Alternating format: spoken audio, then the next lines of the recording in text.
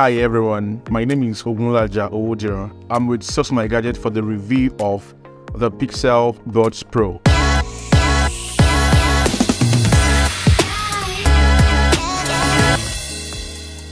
Google has been a tech giant from onset, and they've actually released some buds in the past and that have been a success. The first was the Pixel Buds, that's the neckband style. They released another one, which is the Pixel Buds 2, and after the Pixel Buds 2 they released the Pixel Buds A. Then the latest one was released this year, which is the Pixel Buds Pro, that I'm going to do a review today. And the review will actually be from my own taste, from what I've experienced. You might experience something different, but I will actually do the review based on my own experience with the usage of the Pixel Buds Pro, and I'll try my possible best to be fair, neutral, and honest. Now, starting with the unboxing or mini unboxing, and here, this lies the Pixel Buds Pro in the case, and Google has actually not changed their design language. It's still the Easter egg shape design language, and what is different this time around is it's now minimal. It's not as big as the Pixel Buds 2 and the Buds A. As you can see, it's very handy. That once you open it, here comes the buds itself. Once you remove it, you will see how tiny and how handy it is. The first thing you will notice once you remove it is the ear hook or the ear fin is gone, so that makes it smaller.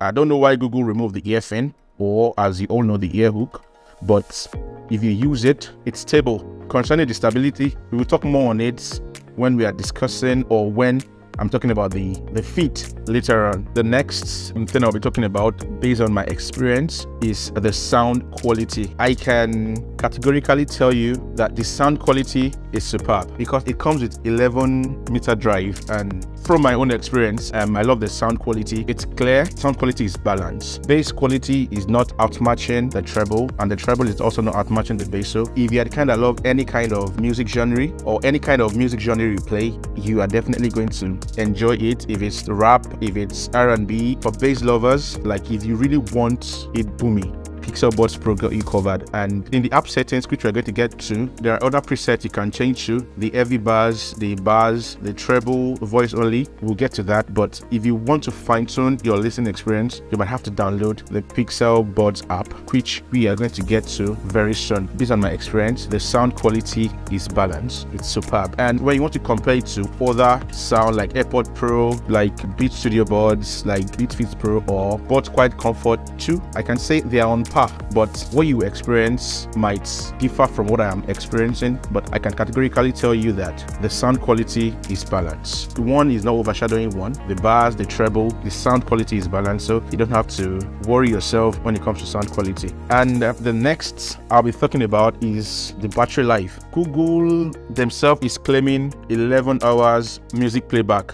Well, battery life of this bud is determined by your usage. If you are the type that increase your volume to 100%, well, you will still get a long battery life, but not that 11 hours. And if you are the type that listen to music with the ANC on, you will still get long battery life, but you might be getting close to 5 to 6, 7 hours with ANC on. And the battery generally lasts you. It's nothing you have to start looking for charging case or your charging cable up and down. The battery is going to last you. If you're a long time music listener, you will definitely get a long lasting battery, but you might not get the 11 hours that Google have actually claimed. Google only claimed 11 hours battery life. They didn't state at what volume level, or at what, probably maybe ANC on or transparency mode on. General claim is that it gives 11 hours, but what I can categorically tell you based on my own experience and based on my usage is it lasts well. For the ANC,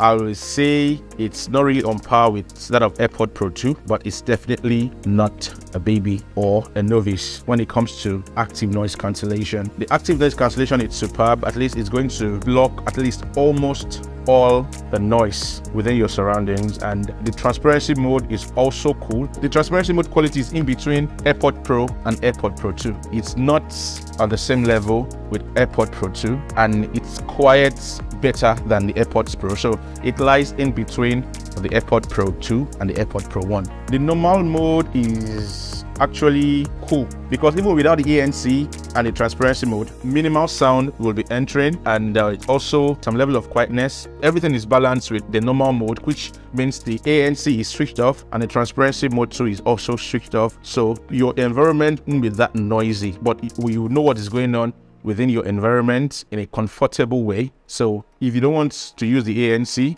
you can stick with the normal mode, which relies on the passive noise isolation or passive noise cancellation. And I'll be talking about the feet. Like I said from the beginning, the ear hook or the ear fin is actually gone, but for my own ear, I have a minimal ear. My ear is not that big, my ear is not that small, my ear is balanced. So the fit is actually perfect for my ear. And the one thing I would like you guys to know is I'm not that sweaty. But if you have the one that you have a sweaty ear, it's still going to be stable, but you have to probably maybe once in every 2 or 3 hours, you have to fit it in back because it might slip out of your ear minimally. But whatever you do, no matter how you sweat, it's not going to drop off your ear. If you're the type that go to the gym and you love to put on buds, well, if you are a light gymmer or your exercise is always in a light mode, you can use the Pixel Buds Pro conveniently.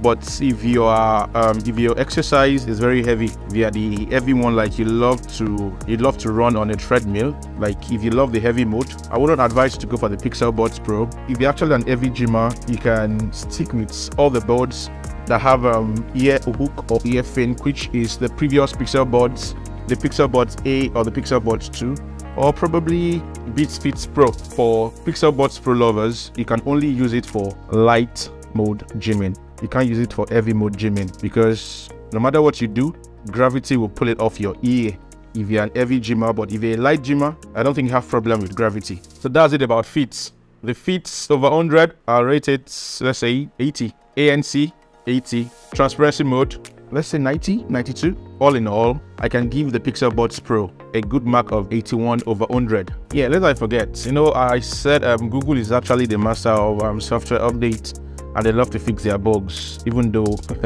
they are also masters of bugs. But as they are master of bugs, they are also master of software updates that clears bugs.